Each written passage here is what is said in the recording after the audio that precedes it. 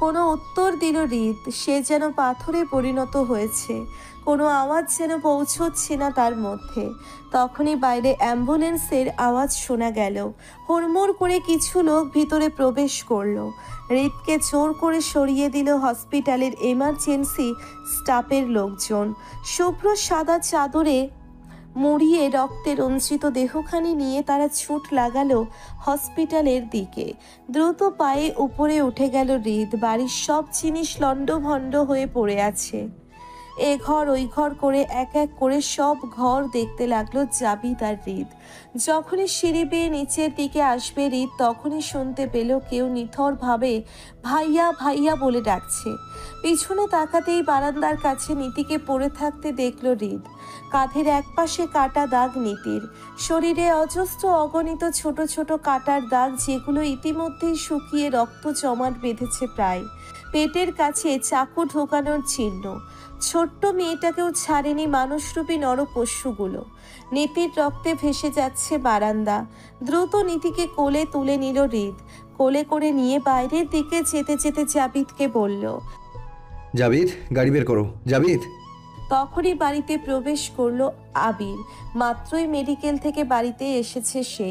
হৃদের কোলে নীতির দেহখানি দেখে দৌড়ে হৃদের কাছে এসে নীতিকে ছুঁয়ে বলল, ভাইয়া, নীতির কি হয়েছে? ও এভাবে আছে কেন? কথা বলছো না কেন তুমি? শুনতে পাচ্ছ না তুমি আমার কথা? কথা বলেই ঝরঝর করে কেঁদে দিল আবির। নীতি তখন হৃদের দিকে তাকিয়ে থেমে থেমে বলল, ভাইয়া, আমি বাঁচতে চাই, তুমি আমাকে বাঁচাবে না? এবার আর নিজেকে শক্ত রাখতে পারল না হৃদ। অশ্রু কণায় ভরে উঠল হৃদের চোখ জোড়া। নীতিকে নিয়ে গাড়িতে বসতে বসতে বলল, এই পাকনি বুড়ি, এসব কি বলছিস? ভাইয়া আছি না, ভাইয়া তোর কিচ্ছু হতে দিবে না। হৃদের পাশেই সমান তালে কেঁদে যাচ্ছে আবির। সামনে যাবিত বাদ নেই। সে এক হাতে ড্রাইভ করছে আর অন্য হাতে চোখে পানি মুছে ফেলছে। নীতি চোখ দুটো বুঝে নিতে নিলেই হৃদ ধরা গলায় বলল, নিচে শোনা, চোখ বন্ধ করো না। এই তো আমরা এসে গেছি হসপিটালে, তুই একদম ভালো হয়ে যাবে। নীতি একটু একটু করে বলতে লাগলো, ভাইয়া, আমার না খুব কষ্ট হচ্ছে ভাইয়া। ভাইয়া, আমি হয়তো আর বাঁচবো না ভাইয়া। আবির নীতির দিকে থাপ্পড় দেখিয়ে বলল, এই পাগল, এসব কথা বলতে নেই বোন। তুই আমার সাথে ঝগড়া করবি না চকলেট নিয়ে? ভাইয়া তো তোর সাথে ঝগড়াই করবে। শেষে তুই যদি তোর ওই ছোট্ট হাত দুইটা দিয়ে আমাকে মারিসও, তবু আমি তোর কান মুলে দিব না, এই প্রমিস। তবু এসব কথা বলিস না। নীতি মলিন হেসে হৃদের দিকে তাকিয়ে কাপা হাতে আবিরের চোখের পানি মুছে দেওয়ার চেষ্টা করলো, কিন্তু পারল না। শরীর অবশ হয়ে আসছে তার। হৃদের দিকে চেয়ে বলল, ও ভাইয়া, তুমিও কাঁদছো? ছোট ভাইয়াও তো কাঁদছে। তোমাকে কাঁদলে একদম ভালো লাগে না। তুমি কেঁদো না ভাইয়া, আমি বাঁচতে চাই ভাইয়া। চকলেট নিয়ে বাহানা করতে চাই, তোমাদের মাঝে হেসে খেলে থাকতে চাই। নীতির কথা শেষ হতেই নীতিকে বুকের সাথে মিশিয়ে নিল হৃদ। অশ্রুর কণারা আষাঢ়ের ঝুম বৃষ্টির মতো ঝরতে লাগতো। রাস্তা যেন শেষ হচ্ছে না আজ। কংক্রিটের ঢাকা শহর, জ্যামের শেষ নেই, যা মানে না কোনো মানুষের জীবন মরণের নিয়ম। শেষে না পেরে জাবিদ ড্রাইভিং সিট থেকে সামনে দাঁড়ানো গাড়ির ড্রাইভারগুলোকে অশ্রাব্য ভাষায় গালিগালাজ করতে লাগলো। এমন ভয়াবহ পরিস্থিতিতে সে কি বলছে কিছুই তার মাথায় ঢুকছে না। সে শুধু একটা কথাই ভাবছে, তাকে যত দ্রুত সম্ভব ডাক্তারের কাছে যেতে হবে। প্রায় আধা ঘন্টা পর হসপিটালে পৌঁছলো হৃদ। নাচরা যখন স্ট্রেচারে করে নীতিকে নিয়ে যাবে, ততক্ষণে জ্ঞান হারিয়েছে নীতি। আগের মতো কথা বলছে না সে। ডাক্তার এসে নীতির পালস চেক করে বলল, sorry mister Hrid, she is no more. Hrid ডাক্তারের কলার চেপে ধরে বলল, এই doctor, you lost your mind? আমার বোনের কিচ্ছু হতে পারে না। জাবির দ্রুত এসে হৃদকে ছাড়িয়ে নিল।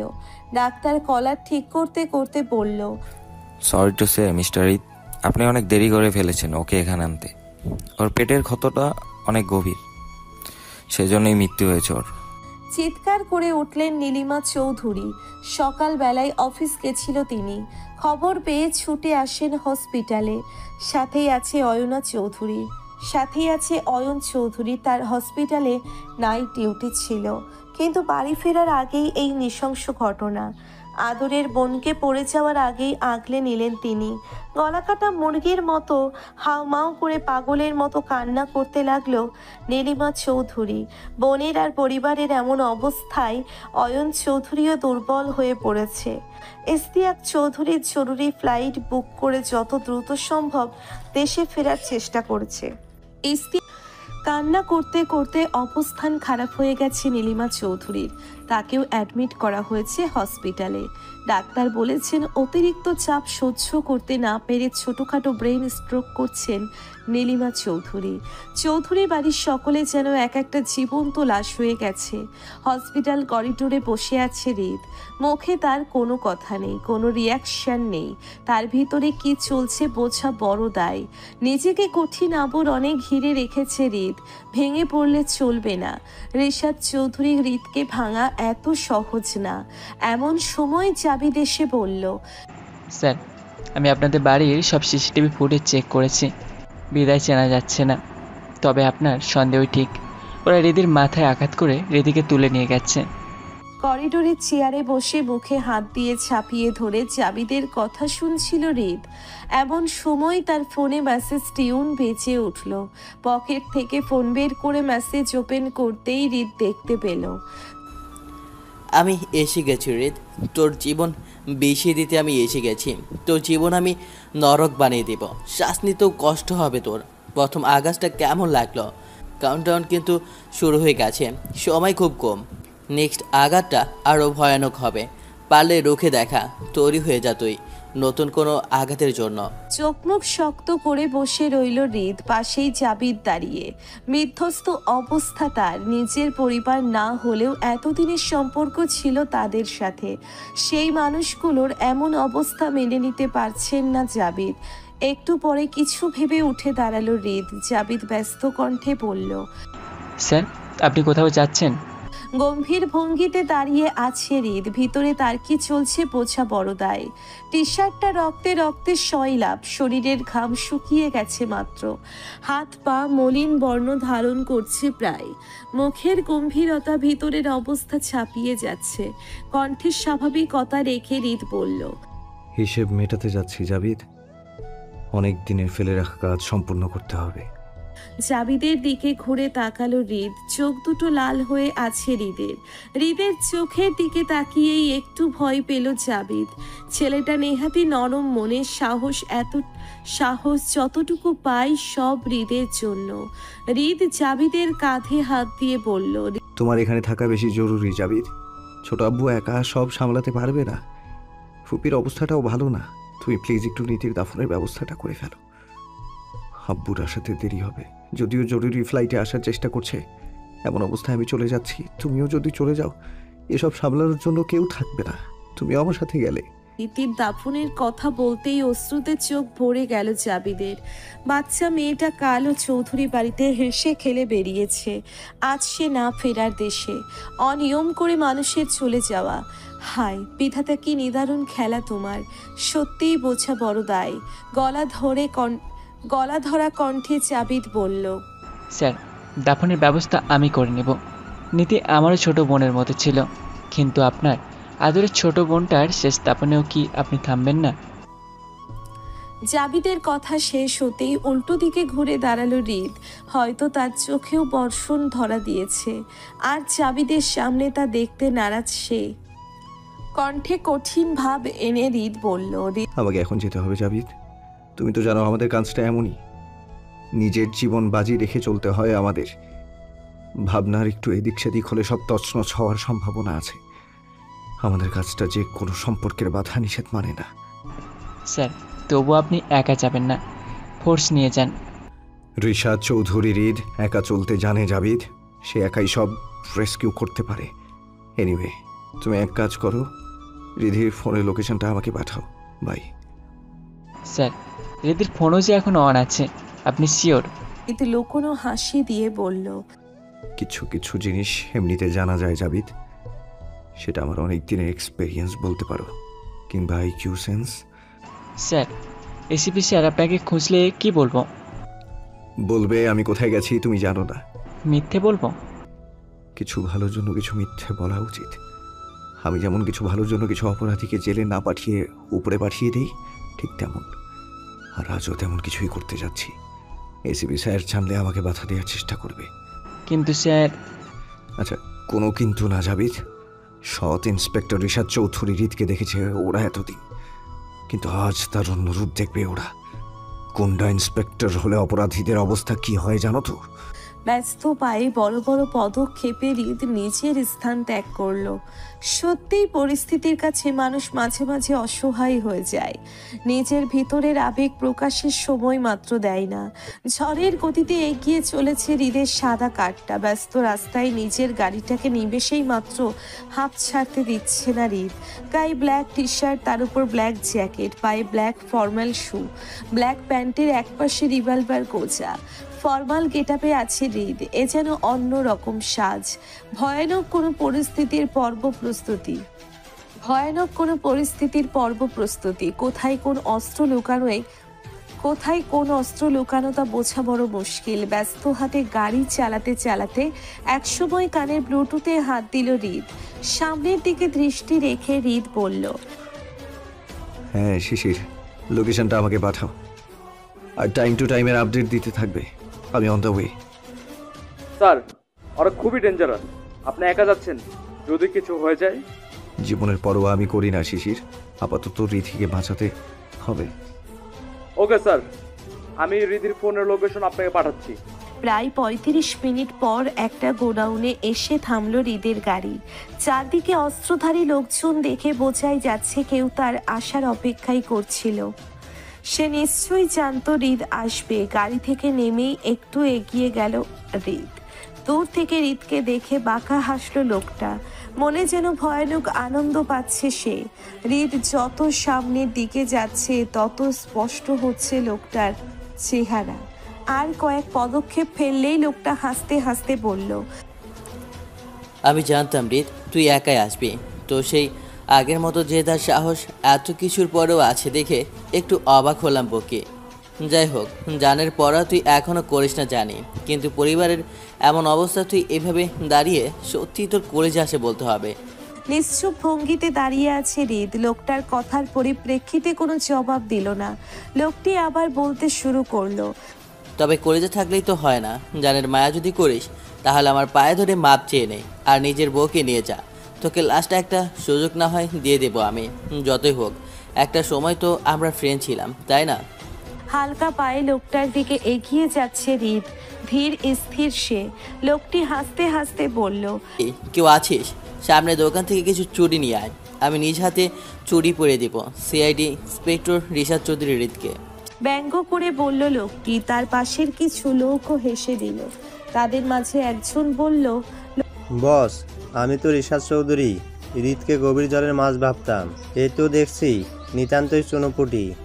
এক ধাক্কায় মাপ চাইতে রাজি হয়ে গেল।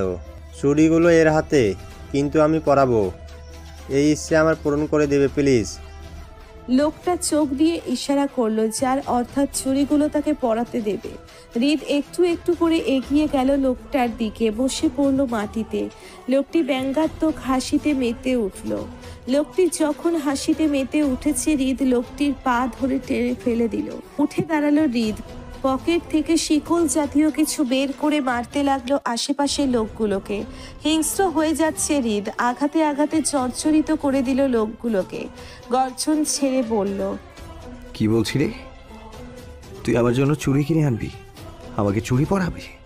লোকটি তার লিডারের দিকে তাকিয়ে বলল, আমি আগেই বলেছিলাম রিশাদ চৌধুরীকে সহজভাবে নেবেন না, কিন্তু আপনি শুনলেন না। হৃদ লোকটার হাতে মেরে বলল, আর আমি ওর হিসেব তো পরে নিচ্ছি। তো বল, চুড়ি কোথায়? চুড়ি বের কর বলছি, বের কর। লোকটি কাকুতি মিনতি করতে করতে বলল, ভাই ভাই, মাফ করে দেন, ভুল বলে ফেলেছি। আজ তো চুরির দোকান বন্ধ, আনতে পারিনি, মাফ করে দিন। হৃদ বাঁকা হেসে বলল, আজকের দিনের জন্য মাফ তুলে নিয়েছি। আমার পরিবারের উপর হাত তোলার আগে এসব ভাবা উচিত ছিল। এখন কাকুতি মিনতি করেও লাভ হবে না। সরি টু সে, রিশাদ চৌধুরীকে রাগানোর ফল তো পেতেই হবে। কথাটা বলেই উপস্থিত লোকগুলোকে মেরে রক্তাক্ত করে ফেলল হৃদ। সকলেই বারবার ছেড়ে দিতে বলছে। সরে গেল হৃদ, হাতের শিকল ফেলে দিল দূরে। শার্টের হাতা গোটাতে গোটাতে এগিয়ে গেল গোডাউনের পিছনের দিকে।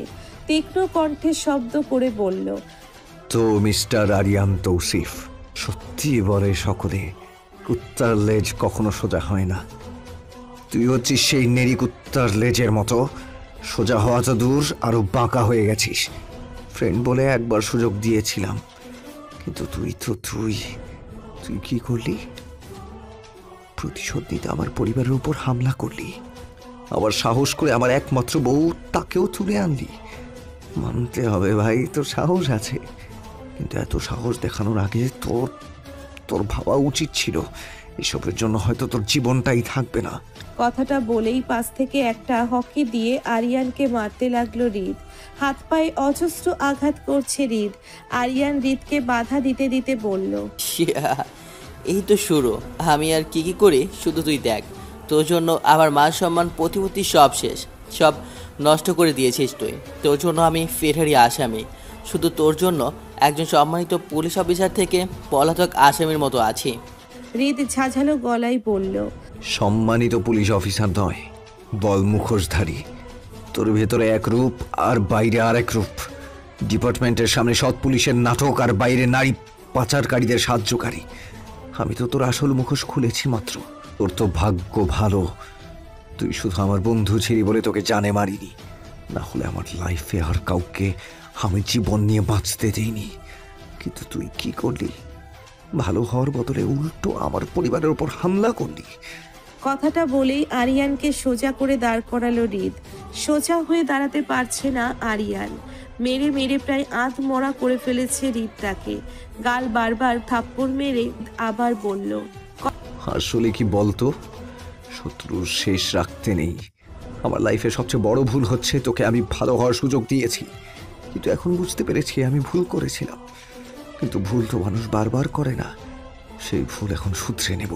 কথাটা বলেই হৃদ কোমর থেকে একটা রিভলভার বের করে আরিয়ানের মাথায় পয়েন্ট করে বলল, বল হৃদি কোথায়? হিংস্র বাঘ দেখেছিস? আমি হলাম সেই হিংস্র বাঘ। বাঘ কিভাবে শিকার করে জানিস তো? শান্তভাবে। শিকার টেরও পায় না কখন সে মৃত্যুর দোরগোড়ায় পৌঁছে যায়। কিন্তু তুই তো সেই বাঘের খাঁচাই হাত দিয়েছিস। বল হৃদি কোথায়? এমন সময় পেছন থেকে কেউ বলল, থেমে যা বলছি, না হলে তোর বউ শেষ। হৃদ চমকে পিছনে তাকাতেই একজনকে দেখে থেমে গেল সে। মাথার চুলগুলো টানতে টানতে রিভলভারটা কোমরে গুছিয়ে নিল হৃদ। হাব ভাব বোঝা মুশকিল তার। পেছনে তাকিয়ে চোখ মুখ গম্ভীর করে বলল, রোহান মির্জা, হানিস মির্জার ছেলে। বাহ, বাবা চাচা যে পথে ছিল তাদের ছেলে তো এক ধাপ এগিয়ে। ইতোমধ্যে 5টা ধর্ষণ কেসের আসামি। নেহাতি টাকার জোরে মিথ্যে সাক্ষীর ভিত্তিতে এখনো বাহিরে। তাছাড়া নারী পাচারকারীর ট্যাগ তো লেগেই আছে। বাহ বাহ, আমার সম্পর্কে অনেক কিছুই জানিস দেখছি। তবে তোর সম্পর্কে ঠিকই শুনেছিলাম, অনেকদিন পর একজন ভালো মাপের খেলোয়াড় পেলাম। এখন খেলে মজা পাবো। মজা পাবি নাকি আমার সাথে দেখা হওয়ার জন্য আফসোস করবি সেটা তো সময় বলে দেবে। আমি কখনো আফসোস করি না, সবটাই পরিকল্পনা মাফিক। তুই তো এখনো বাচ্চা আমার কাছে। এই বুদ্ধি নিয়ে আমার সাথে খেলতে এসেছিস? ভাবতেও হাসি পাচ্ছে। রোহান মির্জা উচ্চস্বরে বলল, হেসে নে, কে বলতে পারে এটাই হয়তো তোর শেষ হাসি। হৃদ পাশের একটি টেবিলে লাথি মেরে বলল, এই আওয়াজ নিচে। রিশাদ চৌধুরী হৃদ উচ্চ স্বর একদম পছন্দ করে না। গলা নিচু করে কথা বল। রোহান নিধির গলার ছুরিটা এঁটে দিয়ে বলল, এই শান্ত শান্ত, না হলে একদম মেরে দেবো। সত্যি বলছি, রিধির গায়ে যদি আর একটা আঁচড় পড়ে তোকে মেরে মেরে এমন হাল করবো যে নিজের চেহারাটা দেখেও তুই শিউরে উঠবি। আমার আগেই সন্দেহ হয়েছিল আরিয়ান একা সব করতে পারবে না, কারণ ও তো দেশে বাইরে চলে গিয়েছিল। দেশের কোনো কুকুরের সাহায্য ছাড়া এসব অসম্ভব। তুই ঠিকই ধরেছিস। ওই বোকাটা তো আমার খেলার একটা গুটি মাত্র, যাকে ইউজ করেছি আমি। মেইন মাস্টারমাইন্ড তো আমি, মাঝখান থেকে ও মারা গেল। ইস, সত্যিই দুঃখজনক, কিন্তু আমার দুঃখ লাগছে না। তুই একটা মেন্টাল, যার মাথা ঠিক নেই। তোর মেন্টাল ট্রিটমেন্ট দরকার। ট্রিটমেন্ট তো তোর বউয়ের দরকার। সত্যি তোর উপযুক্ত সহধর্মিনী বলতে হবে, বেশ লাফালাফি করছিল, শান্ত হচ্ছিলই না, তোর মতোই হাতও চলে। আমি কিন্তু বেশ ইমপ্রেস হয়েছি তোর বউয়ের উপর। লাইফে প্রথম কোনো মেয়ের প্রতি ইমপ্রেস হয়েছি আমি। হৃদ তখন রিধিকে ধরার জন্যে হাত বাড়িয়ে দিয়ে এগিয়ে যেতেই রোহান হুঙ্কার ছেড়ে বলল, না না, সামনে এগোবি না, সামনে এগিয়ে আসলে ওকে একদম শেষ করে দেব, আজই শেষ দিন হবে ওর। হৃদ একটু পিছিয়ে গিয়ে বলল, ওকে কি করেছিস? সত্যি করে বল হারামির বাচ্চা, ওর কি করেছিস? ও এভাবে ঝিমুচ্ছে কেন? আরে আরে, এইটুকুতে এত রাগ করলে চলে নাকি? আরো অনেক কিছু তো বাকি আছে এখানে। কথাটা বলেই রোহান পকেট থেকে একটা ইনজেকশন বের করলো। ইনজেকশনটা হৃদকে দেখিয়ে বলল, এটা কি জানিস তো, এটা হচ্ছে এলএসডি মেডিসিন, অর্থাৎ লাইসার্জিক অ্যাসিড ডাই ইথালামাইড। এটা এমন এক ধরনের মেডিসিন যা মানুষের মস্তিষ্কের উপর প্রভাব ফেলে, যার ফলে মানুষ ভ্রম দেখে, অবাস্তব জিনিস বাস্তব মনে হয় মানুষের, বাস্তব আর অবাস্তবের মধ্যে পার্থক্য করতে পারে না মানুষ, দুইটার মধ্যে তালগোল পাকিয়ে ফেলে মানুষ, আর একসময় প্রচণ্ড চাপে ব্রেন স্ট্রোক পর্যন্ত হয়। ইতিমধ্যে ইঞ্জেকশনটা 4 বার পুশ করা হয়েছে বেচারির শরীরে, তাই তো এমন অবস্থা। তাছাড়া তোদের বাড়ি থেকে কিডন্যাপ করার সময় তো একটা ঘুমের ইঞ্জেকশনও পুশ করেছিলাম, তা না হলে একে এত শান্ত থাকার মেয়ে দেখছিস না, সোজা হয়ে দাঁড়াতেও পারছে না। তবে বলতেই হবে জব্বর মাল ভাই। হৃদ প্রচন্ড রাগে পাশ থেকে একটা চেয়ার উপরে উঠিয়ে বলল, তোকে তো আমি এক্ষুনি শেষ করে দেব। এই নোংরা মুখে ওর সম্পর্কে একটা কথাও না। মাল বলছিস কাকে? ওরিশাদ চৌধুরী হৃদের বউ, শুনতে পেয়েছিস? ওরিশাদ চৌধুরী হৃদের বউ। যদি ওর আর একটা ফুলের টোকা লাগে আমি তোকে ভয়ানকভাবে মারব। ওকে তো আমি সেভ করে নেব, কিন্তু মাঝখান থেকে তোর জীবনটা বলি হবে। আমি বলি হব? আশালি তুই আমার আস্তানা এসে আমাকেই হুমকি। আস্তানা নিয়ে ঘুরে গাড়া জানিস? কুকুরের দল, আর আমি হলাম সিংহ, বনের রাজা, যেখানে যাই পুরোটাই আমার। ওহ তাই নাকি? তোর চোখের সামনে থেকে তোর বউকে নিয়ে যাবার তুই কিচ্ছু করতে পারবি? কিচ্ছু না, পাচার করে দেব সিআইডি ইন্সপেক্টর অয়নিকা চৌধুরী রিধিমাকে। সিআইডি সব অহংকার শেষ করে দেব, ভেঙ্গে দেব তোদের। শুনেছি তোদের বিয়েটা নাকি অ্যাক্সিডেন্টলি হয়েছে। আচ্ছা বাসর করেছিস? ওহো, তুই তো তখন তোর প্রেমিকা নিয়ে ব্যস্ত ছিলি।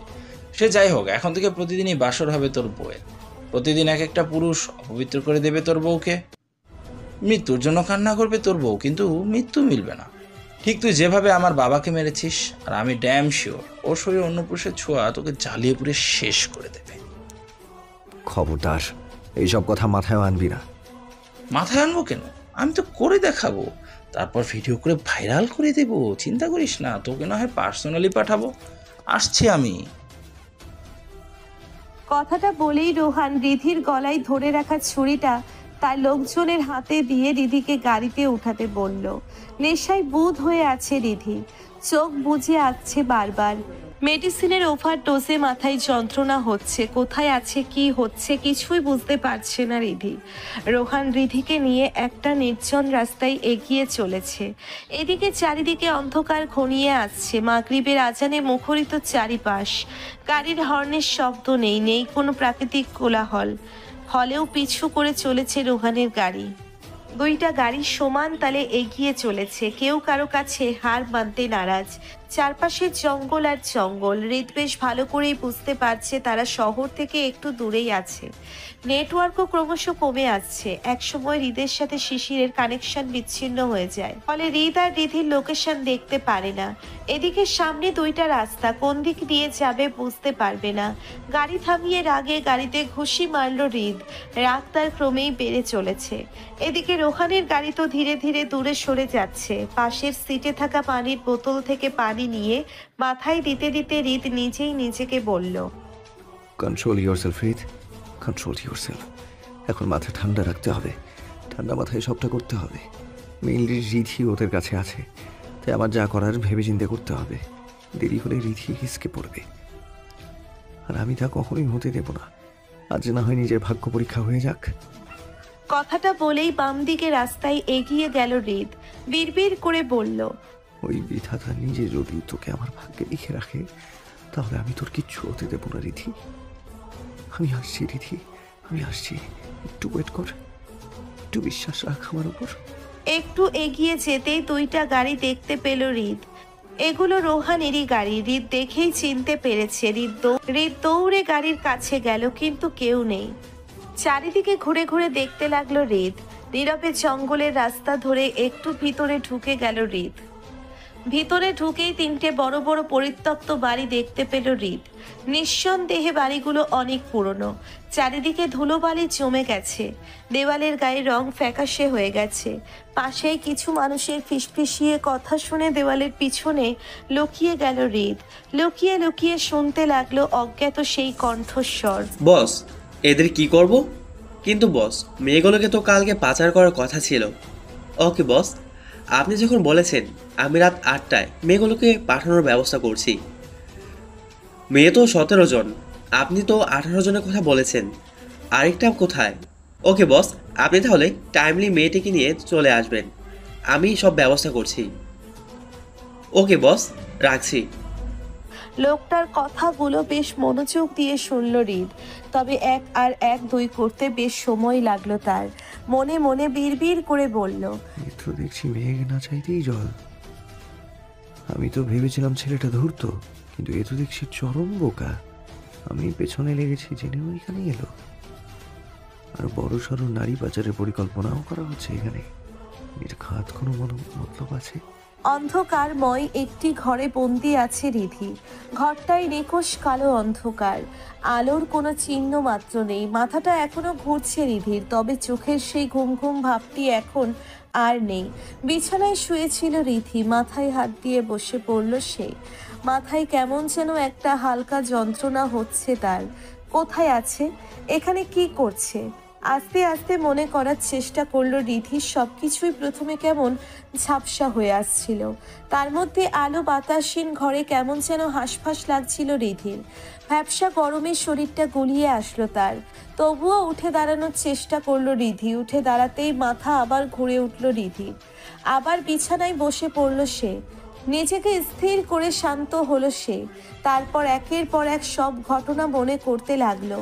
নিজের ফর্মাল গেটআপে দেখে মনে পড়ল সে তো ফরেনসিক যাওয়ার জন্য বের হচ্ছিল। মাথায় 2 হাত দিয়ে আবার ভাবতে লাগলো তারপর কি হয়েছিল মনে পড়ছে না কেন আমার। নিজের পকেট হাতড়িয়ে নিজের মোবাইল ফোনটা পেতেই খুশির ঝিলিক দেখা গেল রিধির মুখে। ফোন বের করে ফ্ল্যাশ লাইট জ্বালালো। তারপরই ফোনের স্ক্রিনে ভেসে উঠল হৃদের মিসড কল। সময় ব্যয় না করে হৃদকে তৎক্ষণাৎ কল করলো রিধি। অপরিচিত লোকটার কথা শেষ করে মনোযোগ দিয়ে শুনছিল হৃদ। মনে তার নানান ধরনের ছক চলছিল। এমন সময় হঠাৎ করে ফোন ভাইব্রেট হতে লাগলো। ভ্রুকুচকে এলো হৃদের। এ সময় আবার কে ফোন করলো? সচরাচর সে অপারেশনে থাকলে কারো ফোন রিসিভ করে না, সবাই জানে। তবে এখন কে কল করলো? সেখান থেকে নীরবে একটু দূরে সরে এলো হৃদ। ফোন স্ক্রিনে রিধির নামটা দেখেই ব্যস্ত হাতে ফোন রিসিভ করে কানে ধরলো। ফোন রিসিভ করেই হৃদ তৎক্ষণাৎ বলে উঠল, রিধি, তুই কোথায় আছিস? ভয় পাস না, আমি আছি তো, তোকে বাঁচিয়ে নেব। রিধি মাথায় হাত দিয়ে বলল, বুঝতে পারছি না কোথায় আছি। একটা ঘরে বন্দি আছি। তাড়াহুড়োতে ওরা হয়তো আমাকে চেক করেনি, তাই ফোনটা এখনো আমার কাছে। মাথায় কেমন যন্ত্রণা করছে, মাথা খালি ঘুরছে। হৃদ ফিসফিসিয়ে ব্যস্ত কণ্ঠে বলল, তোর কিচ্ছু হবে না রিধি, আমি আছি তো। তুই শুধু দেখ তুই কেমন ঘরে আছিস। ঘরের কোনো জিনিস দিয়ে শব্দ করে আমাকে অন্তত ইঙ্গিত দে, যাতে আমি বুঝতে পারি তুই কোন দিকের ঘরে আছিস। এখানে তো অনেকগুলো ঘর, গোলক ধাঁধার মতো। কোন দিকে যাব আমি? একটু ইশারা দেওয়ার চেষ্টা কর। বুঝতে পারছি না আমি কি করব, কিছু তো দেখতেও পারছি না। এই কেমন ঘর এটা? উফ, মাথাটায় যন্ত্রণা করছে খুব, শরীরটাও দুর্বল হয়ে আসছে। নিজেকে শান্ত রাখ রিধি, ঠান্ডা মাথায় ভাব প্লিজ। এখানে অনেক বড় একটা ডিল সাপ্লাই হচ্ছে। মেয়েদের দেশের বাইরে পাচার করা হচ্ছে। তোকেও পাঠিয়ে দেওয়ার চেষ্টা করছে। কিছু একটা করে আমাকে ইঙ্গিত দে প্লিজ। তো নিজের জন্য না হলেও আমার জন্য একটু কষ্ট করে উঠে দাঁড়া। দেখ ঘর থেকে বের হতে পারিস কি না, কিংবা জানালা আছে কি না ঘরের। জানালা খুলে অন্তত জানান দে তুই কোথায়। উঠে দাঁড়ালো রিধি। ঘরটা বেশ বড়, অন্ধকারের জন্যে আরো তালগোল পাকিয়ে যাচ্ছে রিধির। বাম দিকে টেবিলের কাছে একটা বড় জানালা দেখতে পেল রিধি। এগিয়ে খেলো সেই দিকে। 2 হাত দিয়ে জানালা খোলার চেষ্টা করছে রিধি, কিন্তু খুলছে না। বহুদিন লক ছিল বিধায় জ্যাম হয়ে গেছে। এদিকে রিধ ফোনে অনবরত এটা ওটা জিজ্ঞেস করছে।